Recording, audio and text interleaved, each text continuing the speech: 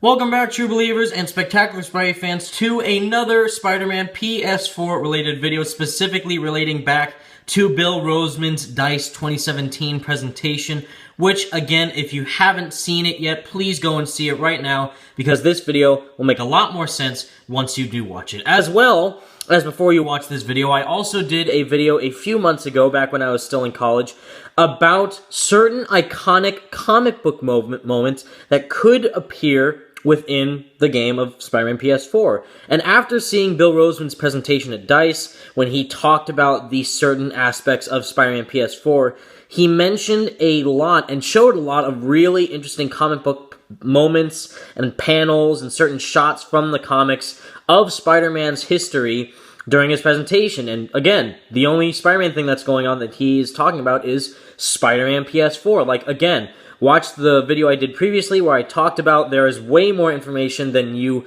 will believe that was actually in Bill Rosemann's presentation during DICE. There is a lot of hidden info in there. I did my best to analyze it. That was the last video I did, so please go check out all the videos in the description.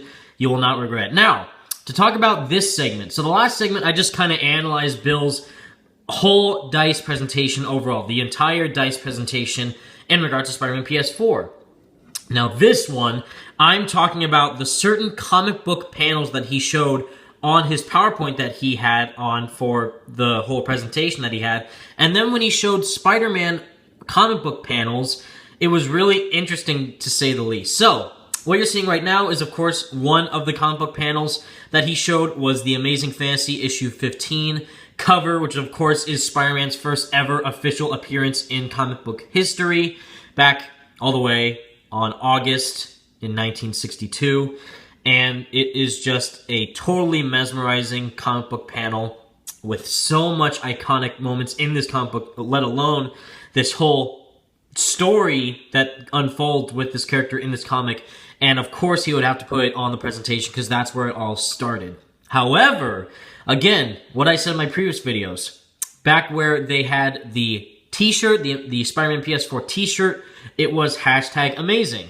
And before, we didn't know what it was because, of course, as we know, there was the Amazing Spider-Man movies that were also turned into video games, the movie tie-in games, the Amazing Spider-Man movie tie-in games. And then Insomnia Games made that t-shirt with the gray shirt and then the black Spider-Man face saying #amazing. So, really interesting there. It can't mean that the name of the game is The Amazing Spider-Man. They can't do that since it would cause a lot of confusion. But since Bill Rosemann showed that this comic book panel was in his presentation, it really drove the point home, to me at least, that I'm at least not really convinced, but I'm leaning towards this way more now, that the game could be possibly titled Spider-Man Amazing Fantasy. That could be the official name for this game. Who knows? It's a really great title because of how it would be an amazing fantasy to be Spider-Man in a fully AAA action-adventure next-generation Spider-Man game.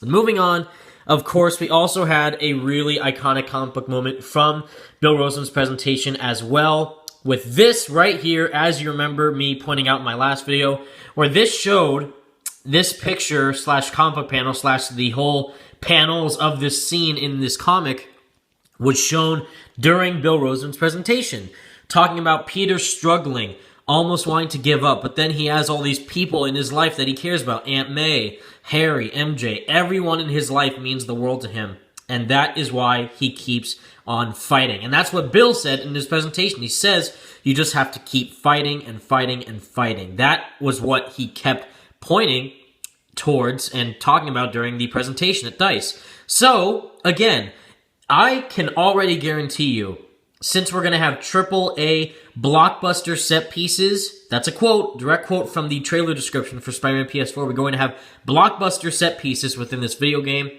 I think this exact moment, if not a moment like this, maybe not the train stopping moment from Spider-Man 2, or this where he has tons of rubble under him, or maybe where he has to make a choice, maybe in Spider-Man 1, the movie where he has to choose between Mary Jane and the kids in the trolley, but then he ends up saving both because he's Spider-Man. A set piece like that would really be blockbuster worthy and would be really great to show amongst the fans. And yet again, continuing with the images that Bill Rosemann showed during his presentation, we have the Alex Ross cover with Peter Parker splitting his life as Spider-Man and Peter. Again, the theme of Spider-Man PS4 is that Spider-Man, the best stories are when Spider-Man's world and Peter Parker's world collide. And again, as you see on the right side, excluding Doctor Doom, you have every single person that Spider-Man cares about in his life that he tries to protect. Betty Brant, Aunt May, Uncle Ben, even though he can't really protect Uncle Ben anymore, and J. Jonah Jameson.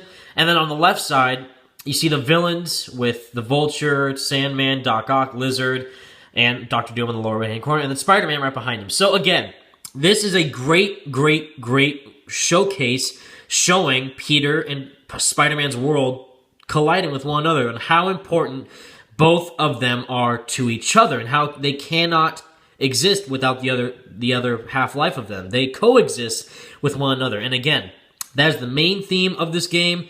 We thought it would just be a little tiny part of the theme of the game, but this is the main theme of the game. If they showed this during Bill Rosemann's DICE presentation, if he chose to put that in his presentation and talk about this, again, that is exactly what they're going for. They're going for personal, heart-wrenching, totally insightful and beyond compelling stories to tell with Peter and Spider-Man colliding with one another and how the characters will interact with him. And going on to the next panel, we have another iconic moment from the comics, which I think could be in the game. Again, this game is not an origin story whatsoever. This is no way telling Spider-Man Homecoming story. It's a brand new, totally original Spider-Man game. And this is an experienced Spider-Man. He is in his prime. Yes. But that was the same thing with Batman Arkham Asylum. Batman was not going through his origin story. If anything, Arkham Origins was kind of an origin story. Not even that, because it didn't even show him becoming Batman. It was just he was Batman for a while. Not for a really long time like it was in Arkham Knight, but just he was Batman for like a couple years or so. Now here, Spider-Man in Spider-Man PS4 has been Spider-Man for a while. I am assuming he is in his late 20s, early 30s. So if they want to really showcase that point that Peter's world and Spider-Man's world collide with one another, and if they had a flashback moment, or maybe if Mysterio's in the game, for example, and Mysterio tries to mess with Peter's brain, seeing flashbacks of him in high school with Flash Thompson getting bullied and all those other students, if they brought this whole scene into a video game, like, you know, word for word from all the dialogue from the characters, shot for shot remake, that would be beyond amazing. And of course, we all know that Spider-Man's love interests are so various. He has Gwen Stacy, Mary Jane, sometimes Betty Brant, Felicia Hardy, if she is Black Cat, and all this other amazing intrigue that we have in regards to these characters. But the one that means the most to Peter is Mary Jane Watson, of course. Now, we can expect one of Peter's most memorable love interests to be in the game, but I don't know about Gwen Stacy, because if that means Spider-Man is very experienced, he's been Spider-Man for a while, he's fought a lot of his supervillains, I think that might mean that Gwen Stacy is not with us anymore. Same thing with Deborah Whitman, something like that, or Betty Brant, again, they're probably just working at the Daily Bugle. But Felicia Hardy she might be in the game. I think she will most likely be in the game. Who knows? But, of course, the one love interest that everyone wants to see in this game is Mary Jane Watson. I even did a poll on Twitter about this. I asked people, who do you want to be the main love interest for Spider-Man PS4? And Mary Jane won the vote hands down. She got like 88%, I think. So, if they recreate this panel with Face the Tiger, You Hit the Jackpot, or Go Get 'em Tiger in this game, I would cry. Again, that is a really iconic moment from that character, Mary Jane. That's what makes her Mary Jane, showing how she does care about Peter really intensely, and how Spider-Man is a hero that can be Peter's better, and how Peter can show his real colors, his true colors, as Spider-Man, that Spider-Man can be here for. She can be there for Peter and Spider-Man at the same time. And with this amazing panel, which I did back in my video, which you can check out in the description, this is the story where Peter meets his biggest fan, quote-unquote, and he, I think, correct me if I'm wrong, I think he might be dying of a certain disease within this comic, and then by the end of the comic, he does die of his disease.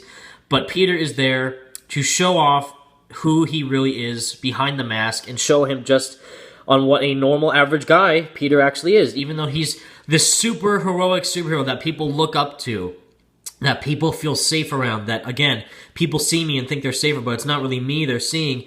This would be a fantastic way to showcase on how Peter is just as important as Spider-Man. Again, if that's the theme that they're hinting, towards, and the main theme that it is for Spider-Man PS4, that Spider-Man's world and Peter Parker's world will collide, this would showcase a great interaction between a character who has no idea who Peter or, Spider-Man is, or who Spider-Man is under the mask, revealing himself and showing just exactly how average he is, but how he can be the hero that everyone needs. Let me know what all your thoughts are in the comment section down, true believers. Let me know what you thought of this video. Thank you so much for watching, everybody. Peace out.